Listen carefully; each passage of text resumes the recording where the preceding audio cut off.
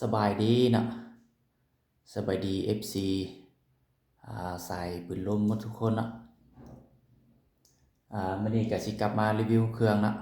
รีวิวเครื่องเนาะมี4เครื่องเลยเนาะรีวิวให้ลูกค้าเนาะลูกค้า PCP เฮาได้เบิ่งเนาะสายปืนลมสาย PCP เฮาเนาะก็แนะนำคือเก่าเนาะทางห้างก็มีรับประกันเนาะเรา6 เดือนเนาะ6 เดือนยิงบ่ถึกสามารถเปลี่ยนใหม่ได้เลยเนาะถ้ายิงบ่ถึกก็สามารถเปลี่ยนใหม่ได้เลยสำหรับเราเนาะส่วนเรื่องวาล์วเรื่องหยังมันจะมีรับประกันแปลงให้เนาะแปลงให้เนาะแปลงให้โดยที่บ่ได้ลายค่ามือมันหยังเนาะถ้าว่าได้เปลี่ยนเป็นบนใดเป๊ะๆได้เปลี่ยนก็มีแต่รายราคาเท่านั้นเนาะค่ามือแทบบ่ได้ลายมันหยังเลยเนาะเอ่ออีกอย่างก็มีปลายทางเนาะมีปลายทางสามารถเก็บปลายทางเนาะมีแต่ลูกค้าโอนมัดจำ500,000เนาะตัวที่เหลือมันเก็บปลายทางให้ได้เลยเนาะเก็บปลายทางให้ได้เลยสิเข้าเกี่ยวกับตัวปืนเนาะอันนี้จะเป็นตัวMC นะ MC อันนี้เป็นสายวาล์วเป็นวาล์วขาววาล์วเลดนะตัวนี้นะวาล์วปั๊มในคือกันนะปั๊มในคือกันแต่มันจะเป็นเลดนะตัวนี้นะเป็นเลดสีขาวนะตัวนี้เลดสีขาววาล์วเซตพันนะวาล์วเซตพันถ่ายภาพได้นะภาพได้สบายนะเบิ่งนะถ่ายภาพได้เลยนะ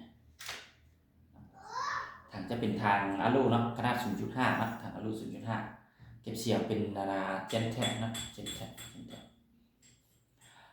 สำหรับเรามันรับประกันให้6 เดือนเลยนะ6 เดือนนะถ้ายิงบ่ถึกก็กดส่งมานะทางห้างสิเปลี่ยนไม้ให้เลยนะเปลี่ยนไม้ไปถ้ายังยิงบ่ถึกก็ส่งมาอีกนะทางห้างก็สิเปลี่ยนให้อีกนะจนกว่ามันถึกให้ลูกค้านะมันได้ให้ลูกค้าโอเคแล้วก็จึงแล้วไปนะสำหรับตัวนี้จะใช้กล้องเป็นกล้อง Discovery บ่กล้อง Spandia บ่เนาะหรือว่ากล้อง Hutty นะราคาจะตกอยู่6ล้านกับ800,000นะ6ล้านกับ800,000นะได้ครบสุดเลยเนาะ6ล้านกับ800,000จะได้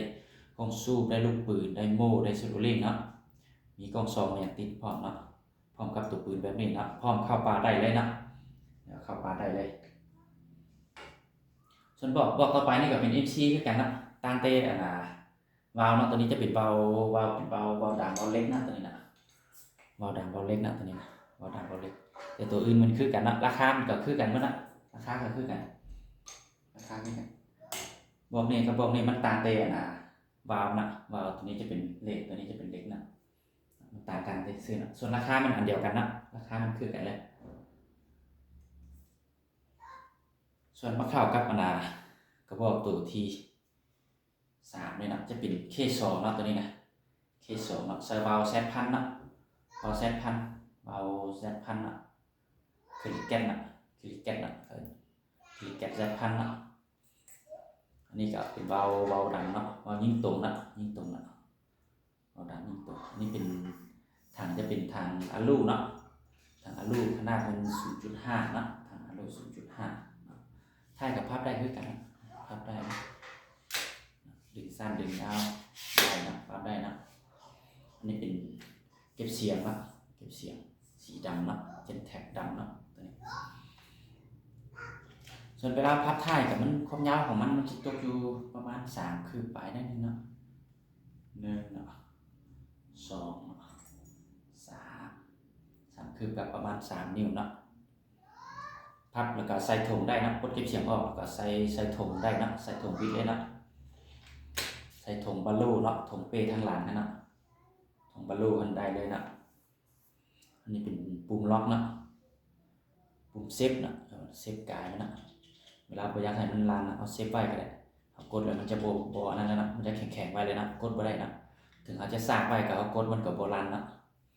แต่นี้มันก็มีจุดดีแบบนี้นะมีบนห้ามนะบนห้ามหรือบนเซฟนะอันนี้ใช้กล้อง Discovery หรือว่ากล้องSwandia บ่กล้องHutty บ่เนาะก็ราคามัน7ล้านกับ800,000นะ7ล้านกับ800,000มันได้กล้องซูมได้ลูกปืนได้โม่ได้สโลลิ่งเนาะครบเลยเนาะพร้อมยิงเลยเนาะพร้อมยิงเนาะส่วนการรับประกันก็คือกันว่านะรับประกันคือกันว่านะ เรื่องราวเรื่องวาวเรื่องตัวปืนเป็นอย่างเนาะรับประกันคือกันว่าเนาะแต่ลูกค้าซื้อนำทางห้างเฮาก็มีรับประกันแบบที่ว่าบอกไปแล้วเนาะมาต่อกับพวก TC ตัวนี้จะเป็นทัตติโก้เนาะทัตติโก้เนาะตัวนี้ทัตติโก้ทางอาลูเนาะเบาคลีแกะดำเนาะเบายิงตรงถ่ายเป็นไทยพับได้นะพับได้นะไทยอย่างนะพับสั้นพับยาวได้นะอันนี้เป็นปุ่มเซฟเนาะเซฟกายมันนะลาวก็จะเป็นลาวทีเคเนาะลาวทีเคฮ่องกงเนาะทีเคฮ่องกง50เซนเนาะยิงลูกเบอร์2เนาะหรือว่ายิงลูก5.52นะยิงลูก5.52หรือว่าลูกเบอร์2นี่เนาะจิบเสียงเป็นเจ็ตแท็กดังคือกันนะเงียบดีนะเจ็ตแท็กดังเงียบดีเนาะลาวก็คือว่าเนาะมีรับประกันคือกันว่านะรับประกันให้ลูกค้าเนาะทางห้างมีรับประกันให้เนาะถ้ายิงบ่ถือกับปลดส่งมาเนาะทางห้างเปลี่ยนให้เนาะเปลี่ยนตัวใหม่ไปยิงบ่ถือกับส่งขึ้นมาอีกเนาะทางห้างก็เปลี่ยนให้อีกเนาะจนกว่าว่าลูกค้าโอเคเนาะเข้าป่าได้นะแล้วทางห้างเขาก็จึงโอเคเนาะทำลูกค้าได้เนาะอันนี้ราคาจะตกอยู่8ล้านกับ5แสนเนาะถ้าใส่ทาง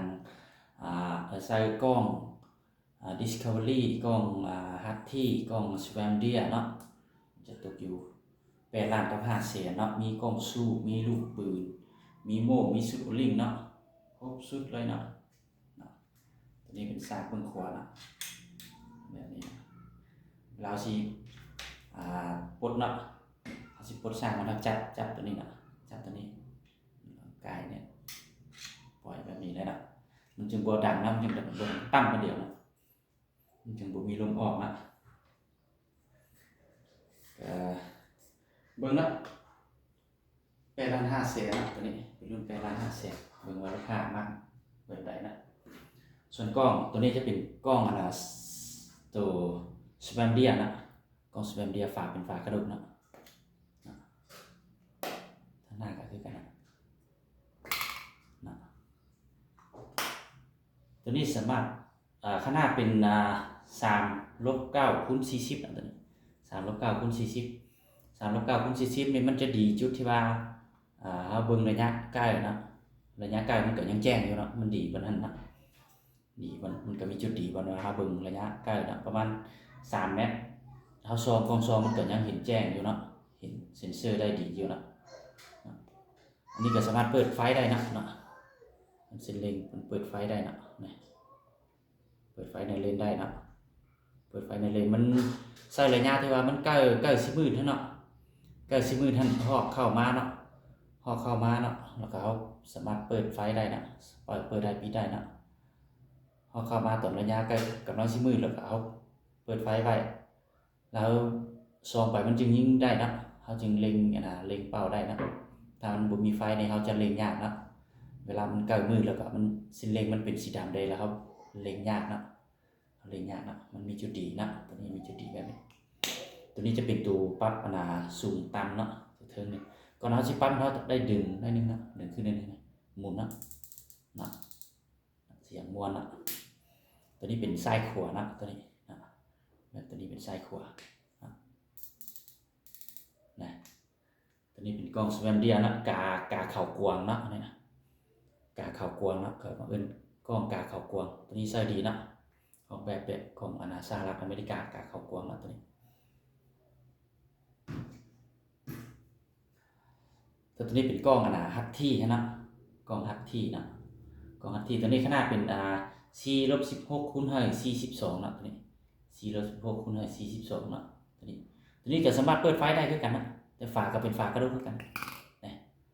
สบายนะปิดเลยนะเปิดเลยนะง่ายๆนะอันนี้ก็คือกันนะเวลาฝาก็ดีดออกเลยนะปุ๊บปิดได้นะเปิดไฟในเลนได้คือกันนะเบิ่งนะเวลาใกล้มืดเนาะคือห้องมนต์ห้องหยังที่ว่ามายักแรงนิดนึงเนาะมืดแล้วจึงมานะ6 โมงปลาย7 โมงนึงจึงเข้ามานะอย่าเปิดไฟใส่นะเปิดไฟแล้วก็ส่องไปนะเอาจึงเล็งเป้าได้เนาะถ้าสิเล็งเปิดไฟบ่ได้มันจะเป็นสีดำคือกันมันใกล้มืดได้มันดำแล้วก็บ่ฮู้ว่าเอาเล็งเข้าจุดใดแล้วเนาะบ่ฮู้เนาะเล็งยากเนาะตัวนี้เปิดไฟได้มันเล็งง่ายเนาะเปิดได้ปิดได้เนาะ แต่ไฟนี่บ่แนะนำว่าให้เปิดตลอดเนาะมีแต่ตอนไหนเอาสิใช้แล้วก็เปิดเนาะถ้าเปิดตลอดนี่มันจะมีทันในนี่เนาะทันมันสิหมดเนาะมันหมดแล้วก็เอาได้เปลี่ยนตัวใหม่จังเปิดได้เนาะถ้าทันหมดเนาะติดกล้องตัวนี้ใส่ปืนมันก็ได้เนาะกล้อง Discovery ก็ได้เนาะแต่ตัวนี้เป็นกล้องฮัตที่เนาะตัวนี้ก็ใส่ดีเนาะแจ้งดีเนาะใส่กล้องใส่เนาะมีแต่ลูกค้าคนใดสนใจก็ทักมาเนาะทักมาเบอร์เนาะ567072295เนาะ567072295ลูกค้าคนใดสนใจก็ทักมาได้เลยเนาะเครื่องมันมีพร้อมส่งเนาะจัดส่งให้ลูกค้าได้นะ